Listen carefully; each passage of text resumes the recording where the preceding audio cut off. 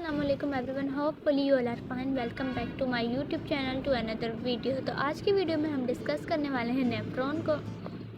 तो अब आपके माइंड में क्वेश्चन आएगा कि नेफ्रॉन क्या है। जी, तो किडनी के अंदर मिलियंस ऑफ छोटे छोटे यूनिट्स होते हैं जिन्हें हम कहते हैं structural and functional unit of kidney, जिनका नाम है नेफ्रॉन। तो ये टॉपिक बहुत इंपॉर्टेंट है, तो इसे बहुत ध्यान से सुनिएगा, समझिएगा और पढ़िएगा, ठीक है। तो जो हमें नेफ्रॉन के बारे में मेनली पढ़ना होता है वो होता है उसका स्ट्रक्चर और फंक्शन। तो आज की वीडियो में मैं आपको नेफ्रॉन के स्ट्रक्चर के बारे में बताऊंगी। देखें क्या लिखा हुआ है।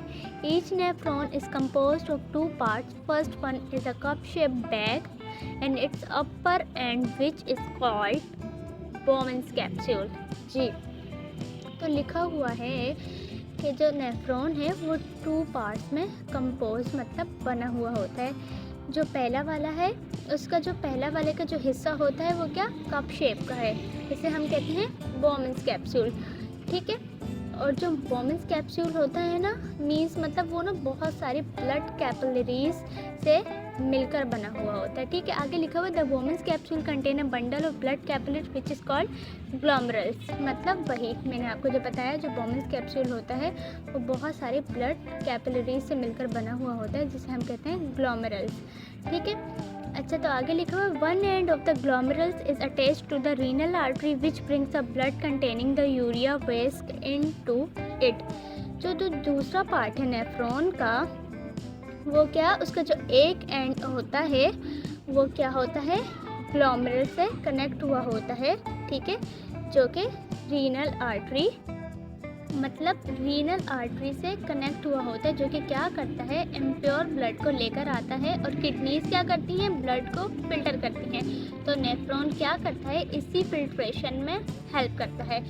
तो इसके पास जो ब्लड आएगा वो इम्प्योर वाला ही आएगा ना, ठीक है। अच्छा जी, आगे लिखा हुआ है this impurities are filtered the other part of nephron is coiled in the part of substance like sugar, glucose, amino acid, excess water which are required by body are reabsorbed।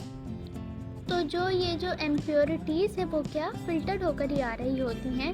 देखें, अब जो फर्स्ट पार्ट है ना, इसमें क्या Bowman's capsule, capillaries, arteries मतलब सब इसमें आ गई। और जो सेकंड पार्ट है वो क्या है, कोइल्ड वाला है, ठीक है। देखें, अब हमारी बॉडी के लिए ग्लूकोज ज़रूरी है, हमारे लिए अमीनो एसिड ज़रूरी है, वाटर भी एसेंशियल है। तो जो ब्लड कैपिलरीज होती हैं उन्हीं के थ्रू ब्लड आ रहा होता है, इसमें इम्प्योरिटीज़ ही होती हैं, ठीक है। अब कुछ इम्प्योरिटीज़ होंगी बट पूरा का पूरा तो ब्लड इम्प्योर नहीं होगा ना, तो जो ज़रूरी होगा मतलब जो न्यूट्रिएंट्स रिक्वायर्ड होंगे वो हम ले लेंगे और जो वापस क्या होते हैं वो फिर से रीअब्सॉर्ब हो जाते हैं ब्लड में, ठीक है। आगे लिखा हुआ the substance remain in the nephron is mainly urine containing dissolve urea and water which is expelled from the body through urethra time to time. अच्छा, तो आगे लिखा हुआ है, देख, तो जो फिल्टर्ड होने के बाद सब्सटेंस आ रहा होता है उसके पास क्या होता है, डिज़ोल्व यूरिया। तो जो यूरिया है इसको हमें मतलब इसकी हमें कोई रिक्वायरमेंट नहीं होती, ठीक है। तो वो क्या होता है, हमारी बॉडी से पास आउट हो जाता है, टाइम टू टाइम वो पास आउट होता रहता है, ठीक है। तो उम्मीद करती हूँ आपको मेरा आज का टॉपिक बहुत अच्छे से समझ आएगा। इंशाल्लाह नेक्स्ट वीडियो में हम नेफ्रॉन के फंक्शंस की बात करेंगे। तो तब तक के लिए मुझे इजाज़त दें, मेरे चैनल को सब्सक्राइब करें, वीडियो अच्छी लगी तो ज़रूर लाइक करें।